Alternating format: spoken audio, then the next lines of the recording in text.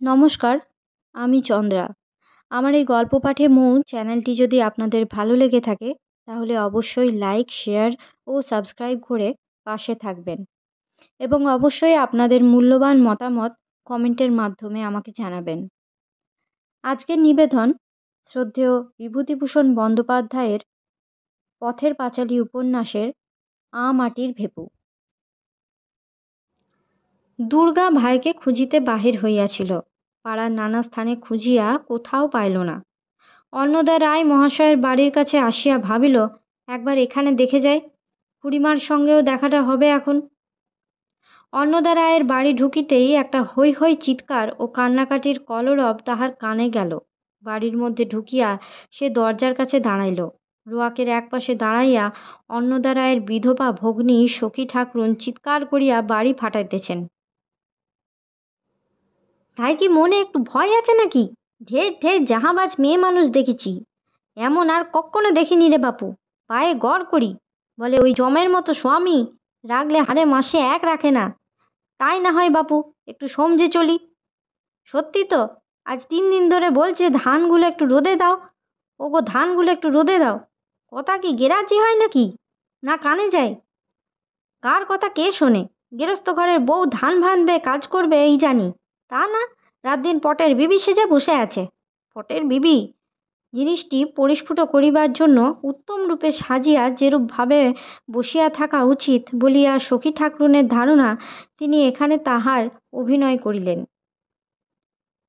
এ তো বাপু কখনো কোথাও বাপের জন্মে শুনিনি, দেখিও নি। দালানের মধ্য হইতে অন্নদা রায়ের পুত্রবধূ নাকি সুরে কাঁদিতে কাঁদিতে বলিল, পটের বিবি হয়ে সেজে বসে থাকি নাকি? কাল যে 10 সের মুগের ডাল ভাজলাম সারা বিকেল ধরে, দুপুরবেলা খেয়েই আরম্ভ করেছি। আর যখন 5টার গাড়ি যাওয়ার শব্দ পেলাম তখনও খোলা তাতে বসে আছি। দুধামা ডাল ভাজারে ভাঙা রে করে অন্ধকার হয়ে গিয়েছে তখন উঠেছি। সে কি অমনি হয়? গা গতর ব্যথা হয়ে গেছে। রাত্রিরে বলি বুঝি জ্বর হলো, এমনি গায়ে হাতে ব্যথা, তাকে কেউ দেখে? তার উপর সকালবেলা বিনি দোষে এই মার, কেন সংসারে কি বসে বসে খায়? এমন সময় অন্নদা রায়ের ছেলে গোকুল এক হাতে একখানা কাঁচা বাঁশের পাতা শুদ্ধ ডগা ও আর এক হাতে দা লইয়া বাড়ি ঢুকিল। স্ত্রীর কান্নার শেষ অংশ শুনিতে পাইয়া গর্জন করিয়া কহিল, এখনো তোমার হয়নি, এখনো তোমার অদৃষ্টে বেস্তর দুঃখ আছে বলছি। আমার রাগ বাড়িও না মেলা সকালবেলা। আজ 3 দিন ধরে ধানগুলো রোদ্দুরে দেওয়ার জন্য বলে বলে হয়রান। এই মেঘলা মেঘলা যাচ্ছে, এরপর ধানগুলো যদি কলিয়ে যায় তবে তোমার কোন বাপ এসে সামলাবে? সারা বছরে পিণ্ডি জুটবে কোত্থেকে? গোকুলের বউ হঠাৎ কান্না বন্ধ করিয়া তেজের সহিত জোর গলায় বলিয়া উঠিল, তুমি আমার বাবা তুলে গালাগালি করো না বলে দিচ্ছি। আমার বাবা কি করেছে তোমার? কেন তুমি বাবার নামে যখন তখন যা তা বলবে? তাহার কথা শেষ হইতে না হইতে গোকুল হাতের বাঁশ নামাইয়া রাখিয়া দা হাতে এক লাফে রোয়াকের সিঁড়ি বাহিয়া উঠিয়া কহিল, তবে রে, আজ তোমার একদিন কি আমার একদিন। তোমার বাপের বাড়ির আবদার না ঘুচিয়ে আমি আজ। একটা খুনোখুনি ব্যাপার বুঝিবা হয় দেখিয়া বাড়ির কৃষাণ উঠান হইতে ডাকিয়া কহিল, কি করেন দা ঠাকুর, কি করেন? থামুন থামুন। পরে সে ছুটিয়া রোয়াকে উঠিল। দুর্গাও ছুটিয়া আসিল। সখী ঠাকরুনও রোয়াক হইতে দালানের মধ্যে ঢুকিলেন। খুব একটা হইচই হইল।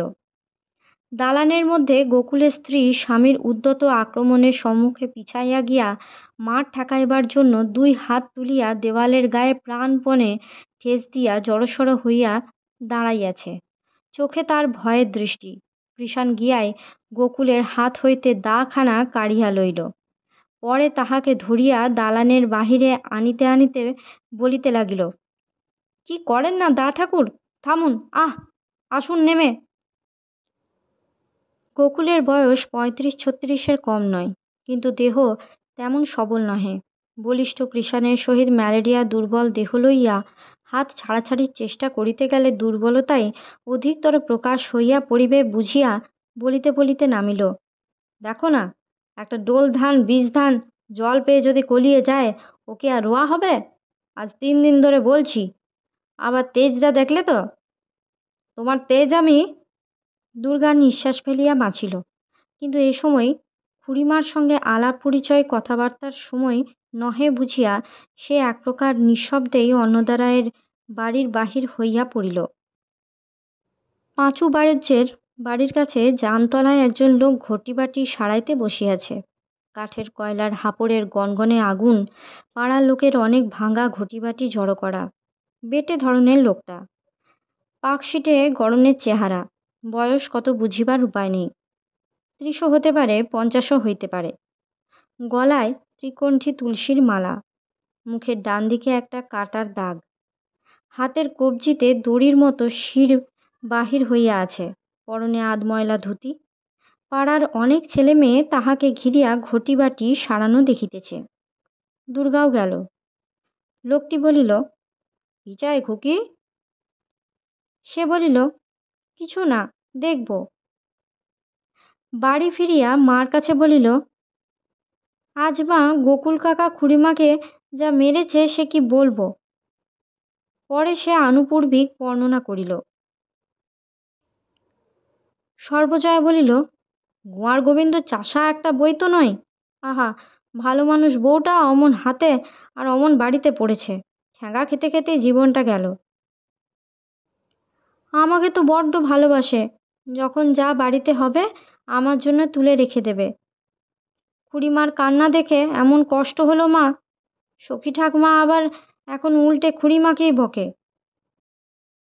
সে 3-4 দিন জামতলায় ঘটিবাটি সারানো দেখিতে গেল। লোকটি তাহার বাড়ি, বাপের নাম সব খুঁটিনাটি জিজ্ঞাসা করে। বলিল, তোমাদের বাড়ির জিনিসপত্র সারবে না? নিয়ে এসো না খুকি। দুর্গা বাড়ি আসিয়া মাকে বলিল, আমাদের ভাঙা ঘটি গাড়ুগুলো দেবে মা? একজন বেশ ভালো মানুষ লোক এসেছে, ও পাড়ার পথে জামতলায় বসে সারাচ্ছে। লোকটি তার নাম বলে পিতম, যাতে নাকি কাঁসারি। হাপড় জ্বালাইতে জ্বালাইতে একবার সোজা হইয়া বসিয়া বলে, জয় রাধে, রাধে গোবিন্দ। সকালবেলা তাহার কাছে পাড়ার অনেকে আসিয়া জোটে। সে চিমটা দিয়া হাপড় হইতে আগুন উঠাইয়া অনবরত তামাক সাজিয়া ভদ্রলোকের হাতে দিতেছে। দিবার সময় মুখখানা বিনয় কাঁচুমাচু করিয়া ঘাড় একধারে কাত করিয়া বলে, হ্যাঁ, তামাক ইচ্ছে করুন বাবা ঠাকুর, রাধারানীর পদভরসা। নারকেলের কথা আর বলবেন না বাবা ঠাকুর। আর বছর জ্যৈষ্ঠী মাসে বলি দিই গোটা কতক চারা বসিয়ে, আধ কঠা খানেক জমিতে 6 ঘণ্টা চারা কিনে লাগিয়ে দিলাম। তা ব্যাঙের উপদ্রুতে একেবারে মূল শেকড় টুল শেকড় সব শুদ্ধ, কটা টাকায় মাটি। মুখুজ্জে মশাই সকাল হইতে ঠাই বসিয়াছেন। কোনো রকমে মিষ্ট কথায় তুষ্ট করিয়া পিতলের ঘড়া বিনামূল্যে সারাইয়া লইবেন। তামাক খাইতে খাইতে পূর্ব কথার খেই ধরিয়া বলিলেন, এই তো গেল কাণ্ড বাপু। তা এবারও তো ভেবেছিলাম 20 খানেক চারা বাড়ির পেছনে, তা এমন ম্যালেরিয়া ধরল। তোমাদের ওদিকে কীরকম হে কারিগর? তিনি সকাল হইতেই তাহাকে কারিগর বলিয়া ডাকিতেছেন। পরিপূর্ণ, আগে পরিপূর্ণ। ম্যালেরিয়ার কথা আর বলবেন না বাবা ঠাকুর, হাড় জ্বালিয়ে খেয়েছে। এই নিন আপনার ঘড়াটা, 6টা পয়সা দেবেন। মুখুজ্জে মশাই ঘড়াটা হাতে লইয়া উঠিয়া পড়িয়া বলিলেন, হ্যাঁ, এর জন্য আবার পয়সা দিলে একটা জিনিস ব্রাহ্মণকে সারিয়ে, অমনি কার্তিক মাসের দিনটা তার আবার। প্রীতম তাড়াতাড়ি মুখুজ্জে মশাইয়ের ঘড়াটা ধরিয়া অত্যন্ত অমায়িকভাবে হাসিয়া বলে, আগে না, মাপ করবেন বাবা ঠাকুর, এমনি সারিয়ে দিতে পারবো না। এখনো সকালবেলা বউনি হয়নি। আগে না, তা পারবো না। ঘড়াটা রেখে যান, বাড়ি গিয়ে পহা কটা পাঠিয়ে দেবেন। দুর্গার মা বলে, দেখিস দেখি, ভাঙা বাসনকোসন বদলে নতুন বাসনকোসন অনেক সময় ওরা দেয়, জিজ্ঞেস করিস তো। প্রীতম খুব রাজি। দুর্গা বাড়ি হইতে বহিয়া বহিয়া এক রাশ পুরনো গাড়ু ঘটি বাটি ঘড়া তাহার কাছে লইয়া গিয়া হাজির করে। অর্ধেক দিনটা সে জামতলাতেই কাটায়, হাপড় জ্বালানো, রাং ঝাল করা বসিয়া বসিয়া দেখে। প্রীতম বলিয়াছে তাহাকে একটা পিতলের আংটি গড়াইয়া দিবে। ইহাও বলিয়াছে যে সারাইবার পয়সা তাহাদের লাগিবে না। সর্বজয়া শুনিয়া বলে, আহা, বড্ড ভালো লোকটা তো। আসছে বুধবার অপুর জন্মবারটা, বলিস তাকে আসতে। আমাদের এখানে দুটো ডাল ভাত পেরসাদ পেয়ে যাবে এখন। বুধবার সকালে উঠিয়া দুর্গা জানতলায় গিয়া দেখিল লোকটা নাই। জিজ্ঞাসা করিয়া শুনিল পূর্বদিন সন্ধ্যার পর কোন সময়ে সে দোকান উঠাইয়া চলিয়া গিয়াছে। হাপড়ের গর্ত ও পোড়া কয়লার রাশি ছাড়া অন্য কোনো চিহ্ন নাই।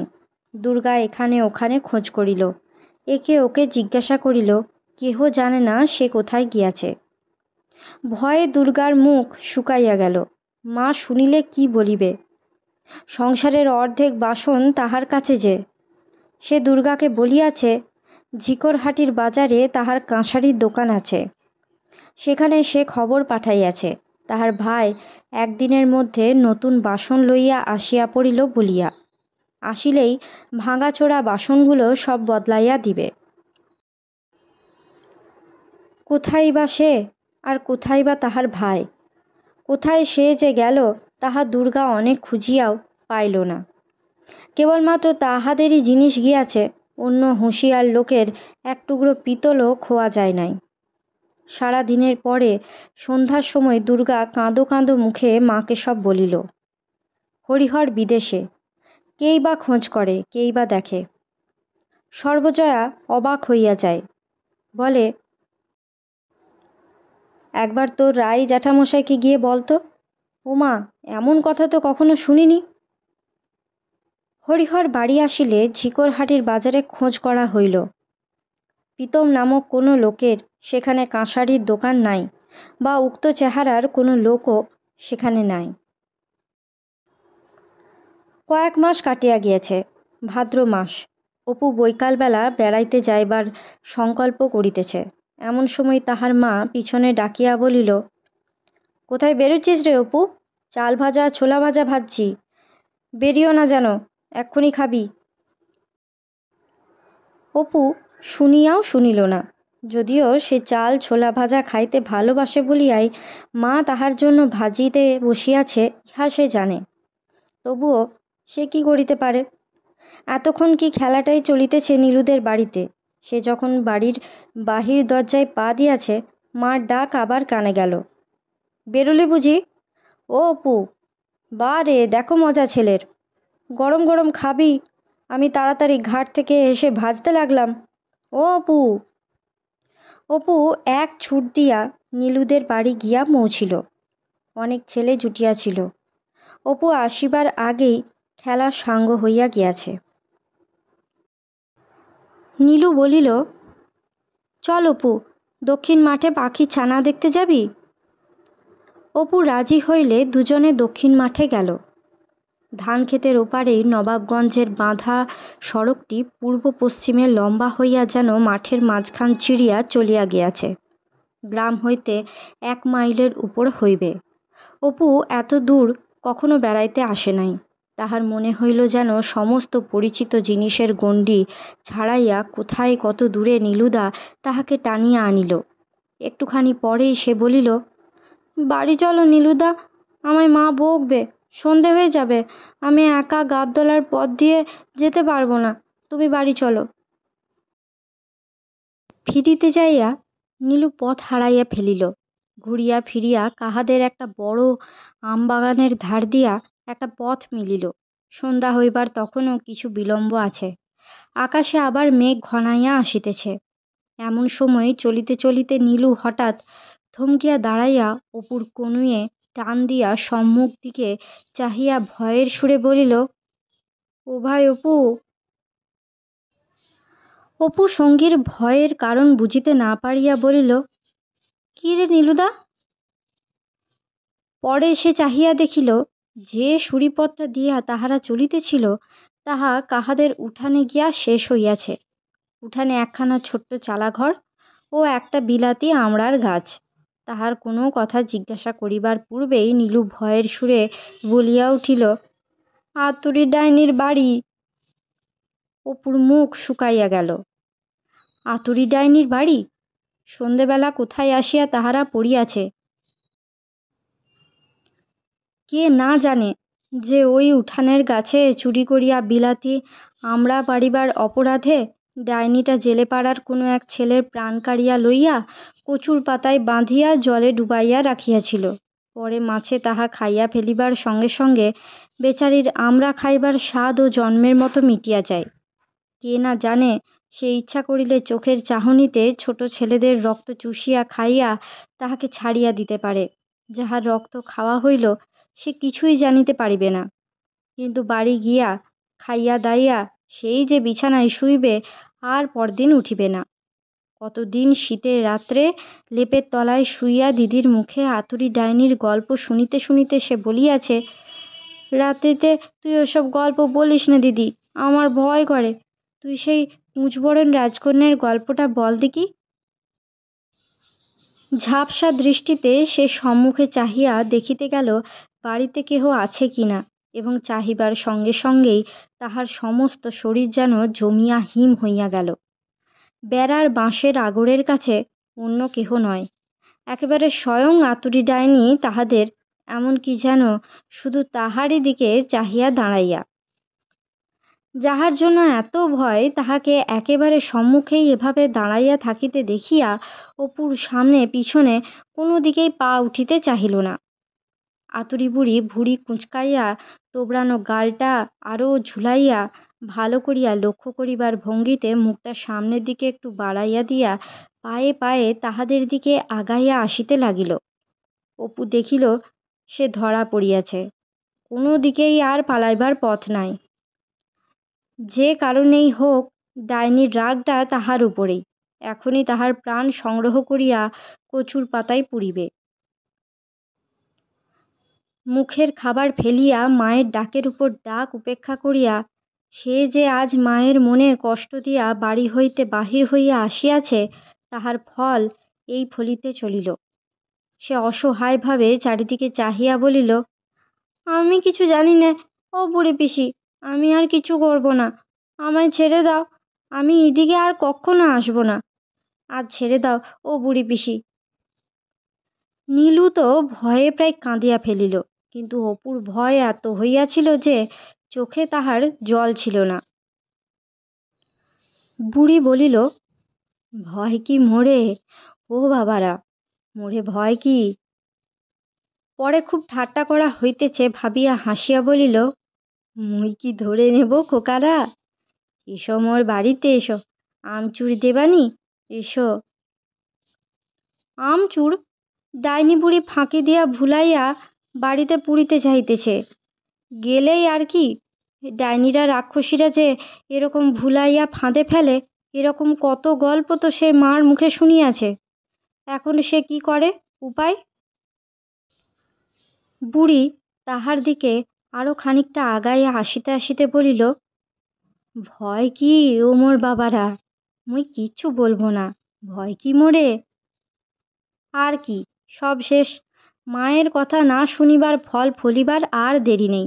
হাত বাড়াইয়া তাহার প্রাণটা সংগ্রহ করিয়া এখনই কচুর পাতায় পুড়িল। প্রতি মুহূর্তেই তাহার আশঙ্কা হইতেছিল যে এখনই এ বুড়ি হাসিমুখ বদলাইয়া ফেলিয়া বিকট মূর্তি ধরিয়া অট্টহাস্য করিয়া উঠিবে, রাক্ষসী রানীর গল্পের মতো। বনের অজগর সাপের দৃষ্টির কুহকে পড়িয়া হরিণ শিশু নাকি অন্যদিকে চোখ ফিরাইতে পারে না, তাহারও চোখ দুটির কুহক মুগ্ধ দৃষ্টি সেরূপ বুড়ির মুখের উপরে দৃঢ় নিবদ্ধ ছিল। সে আড়ষ্ট কণ্ঠে দিশাহারাভাবে বলিয়া উঠিল, ও বুড়ি পিসি, আমার মা কাঁদবে, আমায় আজ আর কিছু বলো না, আমি তোমার গাছে কোনো দিনও আমড়া নিতে আসিনি, আমার মা কাঁদবে। আতঙ্কে সে নীলবর্ণ হইয়া উঠিয়াছে। বাড়ি ঘরদোর গাছপালা নীলু চারিধার যেন ধোঁয়া ধোঁয়া, কেহ কোনো দিকে নাই, কেবল একমাত্র সে আর আতুরি ডাইনির ক্রূর দৃষ্টি মাখানো একজোড়া চোখ, আর অনেক দূরে কোথায় যেন মা আর তাহার চাল ভাজা খাওয়ার ডাক। পরক্ষণেই কিন্তু অত্যধিক ভয়ে তাহার একরূপ মরিয়া সাহস জোগাইল। একটা অস্পষ্ট আর্তরব করিয়া প্রাণ ভয়ে দিশাহারা অবস্থায় সে সম্মুখের ভাঁট শ্যাওড়ার রাংচিতার জঙ্গল ভাঙিয়া ডিঙাইয়া সন্ধ্যার আসন্ন অন্ধকারে যেদিকে দুচোখ যায় ছুটিল। নীলুও ছুটিল তাহার পিছনে পিছনে। ইহাদের ভয়ের কারণ কি বুঝিতে না পারিয়া বুড়ি ভাবিল, মুই মারতেও যায়নি, ধরতেও যায়নি, কাঁচা ছেলে, কি জানি মোরে দেখে কেন ভয় পেলে সন্ধেবেলা। খোকাটা কাদের? অপু যখন বাড়ি আসিল তখন সন্ধ্যা উত্তীর্ণ হইয়া গিয়াছে। সর্বজয়া সবে উনুন ধরাইয়া তালের বড়া ভাজিবার আয়োজন করিতেছে। দুর্গা নিকটে বসিয়া তাল চাচিয়া রস বাহির করিতেছে। ছেলেকে দেখিয়া বলিল, কোথায় ছিলিস বল দেখি? সেই বেরিয়েছ বিকেলবেলা, কিছুই তো আজ আবার খেলি নে, খিদে তেষ্টাও পায় না। মায়ের নিকট বলিবার জিনিস অপুর মনে স্তূপাকার হইয়া সকলেই একসঙ্গে বাহিরে আসিবার জন্য এরূপভাবে চেষ্টা পাইতেছিল যে পরস্পরের ঠেলাঠেলিতে পরস্পরের নির্গম পথ এককালীন রুদ্ধ হইয়া গিয়া অপুকে একেবারে নির্বাক করিয়া দিল। সে শুধু বলিল, আমি কি কাপড় ছাড়বো মা? আমার এখনো ওবেলার কাপড়। পরে সে বিস্ময়ের সহিত দেখিল যে মা তাহাকে চাল ভাজা দিবার কোনো আগ্রহই না দেখাইয়া তালের রসটা ঘন না পাতলা হইয়াছে তাহাই অত্যন্ত মনোযোগের সহিত পরীক্ষা করিতেছে। পরীক্ষা শেষ হইয়া গেলে দুর্গাকে বলিল, দু চারখানা ভেজে দেখি, না হয় বড় তক্তপোষের নিচেটা চালের গুঁড়ো আছে, আর দুটো নিয়ে আসিস এখন। পরে ছেলের দিকে চাহিয়া বলিল, দাঁড়া অপু, তোকে গরম গরম ভেজে দিচ্ছি। অপু বলিল, কেন মা, চাল ভাজা ছোলা ভাজা কই?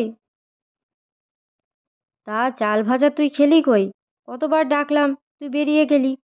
ঠান্ডা হয়ে গেল, দুর্গা খেয়ে ফেললে। তাই বড়া তো হয়ে গেল বলে ভাজবো আর দেব।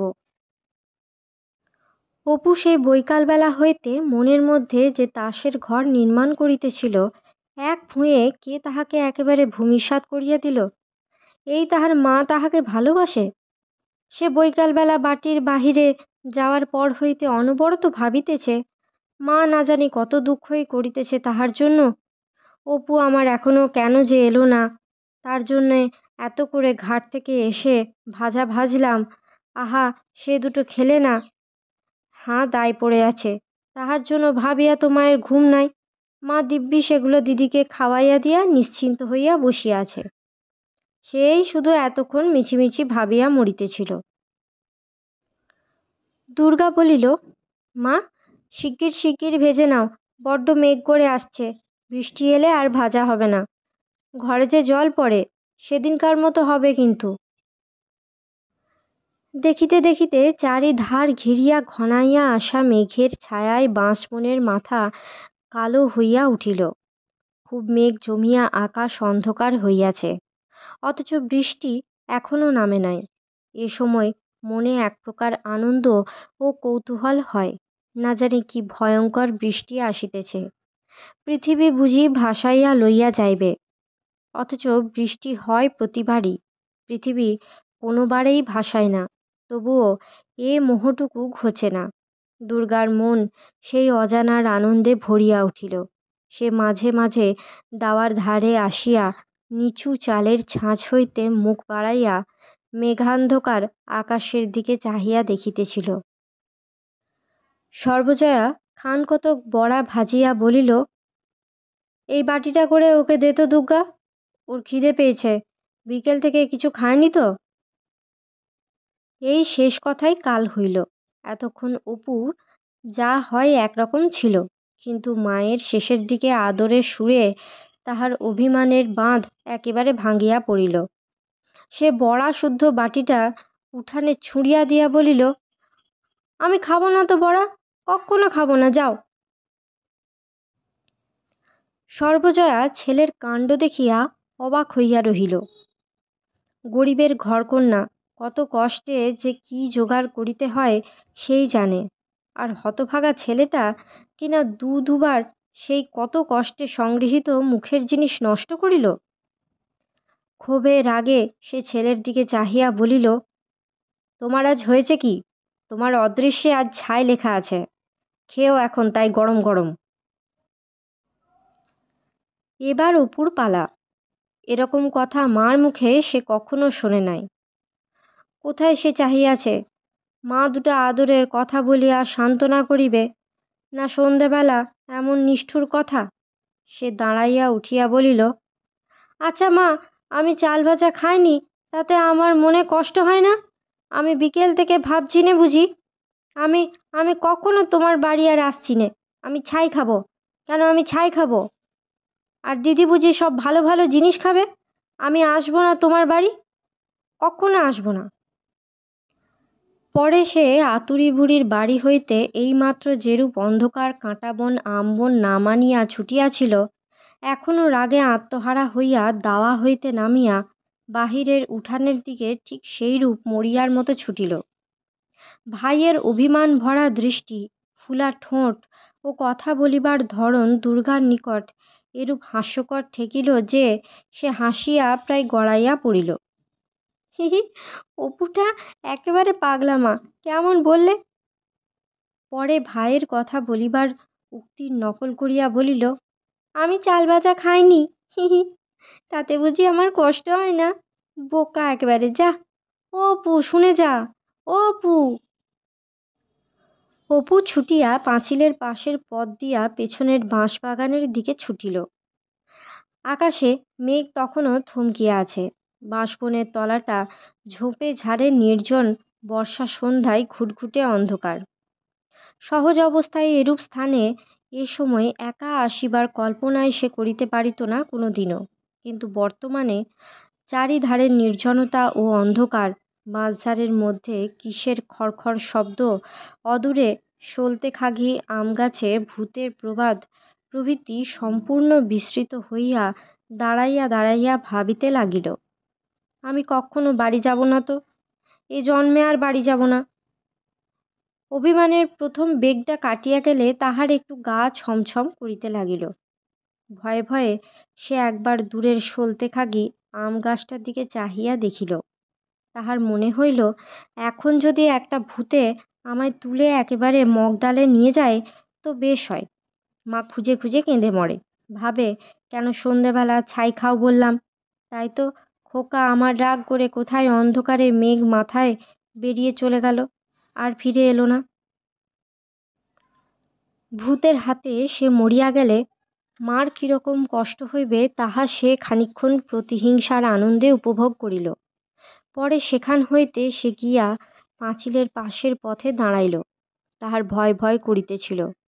সম্মুখের বাঁশঝাড়ে একটা যেন অস্পষ্ট শব্দ হইল। অপু একবার ভয়ে ভয়ে চোখ উঁচু করিয়া চাহিয়া দেখিল, তাহার মা ও দিদি রানুদের বাড়ির দিকে ডাকিতেছে, ও অপু। বাঁশঝাড়ে আবার যেন একটা শব্দ হইল। সে মনে মনে বড় অস্বস্তি বোধ করিতে লাগিল। কিন্তু মুশকিল এই যে তাহাকে খুশামত না করিলে সে নিজেই অত রাগের মাথায় বাড়ি গিয়া ঢুকিবে। সত্য সত্য একটা আত্মসম্মান জ্ঞানশূন্য সে নয় নিশ্চয়ই এতটা। এবার তাহার দিদি রানুদের বাড়ির খিড়কি দিয়া বাহির হইয়া আসিতেছে যেন। সে ছুটিয়া দরজার সামনে পাঁচিলের কোণটাতে দাঁড়াইল। হঠাৎ আসিতে আসিতে পাঁচিলের পাশে চোখ পড়িয়াই দুর্গা চেঁচাইয়া বলিয়া উঠিল, ওই দাঁড়িয়ে রয়েছে মা, ওই দেখো পাঁচিলের পাশে। পরে সে ছুটিয়া গিয়া ভাইয়ের হাত ধরিল। ছুটিবার আবশ্যকতা অবশ্য ছিল না। ওরে দুষ্টু, এখানে চুপটি করে দাঁড়িয়ে থাকা হয়েছে, আর আমি আর মা সমস্ত জায়গা খুঁজে বেড়াচ্ছি, এই দেখো। দুজনে মিলিয়া তাহাকে বাড়ির মধ্যে ধরিয়া লইয়া গেল। আজকের মতো গল্প পাঠ এই পর্যন্ত। পরবর্তী অংশ নিয়ে আসবো পরবর্তী ভিডিওতে। সকলে ভালো থাকবেন, সুস্থ থাকবেন এবং পাশে থাকবেন। নমস্কার।